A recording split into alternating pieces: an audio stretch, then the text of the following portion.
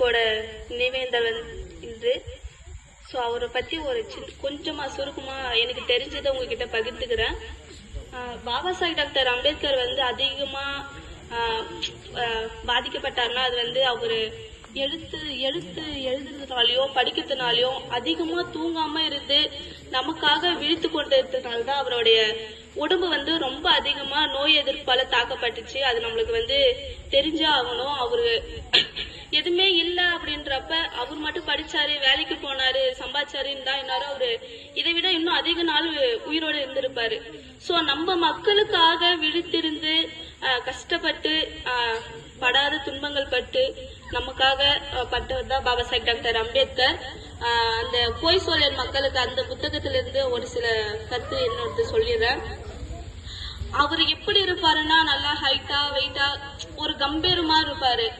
அந்த நோயால பாதிக்கப்படும் போது அவருடைய கோட் சூட்டும் அவருடைய பனிக்காலத்துல போட்டு இருக்கிற அந்த ட்ரெஸ் எல்லாமே அவருடைய உடம்புக்கு சம்பந்தமே இல்லாம ரொம்ப சுருக்கமா இருந்து ஆயிடுச்சு. ஏன்னா அவருடைய உடம்பு வந்து அந்த அளவுக்கு பாதிக்கப்பட்டு இருக்கு.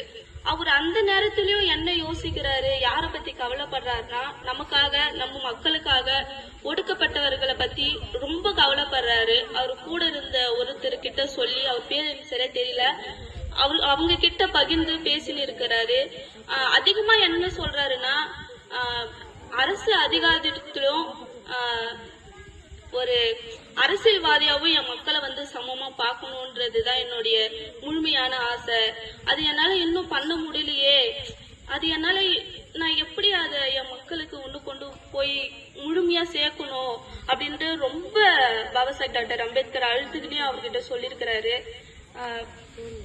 அதிகமா அவர் வந்து நம்ம மக்களை படிக்க வச்சா அவங்க வந்து படிச்சுட்டு நம்ம சமூகத்திற்கு வந்து திருப்பி செய்வாங்கன்ற நம்பிக்கையில ஒரு படிக்கிறவங்களை படிக்க வச்சு அரசு அதிகாரத்துல அவங்களுக்கு வேலை வாய்ப்பு பெற்று அவங்க வந்து திருப்பி பண்ணுவாங்கன்னு ஒரு நம்பிக்கையோட இருந்த ஒரு மனுஷன், அவங்க படிச்சு அவங்க அதிகாரத்துல போய் தான் உண்டு தன் குடும்பம் உண்டுன்னு ஒரு சுயநலமான ஒரு வாழ்க்கையை வாழ்ந்து கொண்டு இருக்கும் போது ஏன் அவங்க வந்து திருப்பி நமக்கு வந்து செய்யல, எதுக்காக வந்து இப்படி சுயநலமா இருக்காங்க, அவங்களுக்கு கவலையே இல்லையா, நம்ம மக்கள் இப்படி ஒடுக்கப்பட்டு இருக்கிறாங்களே, நம்ம சகோதரங்களை எப்படி காப்பாற்றணும், எப்படி அவங்களால இப்படி எல்லாம் யோசிக்க தோணுதுன்னு பாபா சாஹிப் டாக்டர் அம்பேத்கர் ரொம்ப ஃபீல் பண்றாரு, அழுகுறாரு.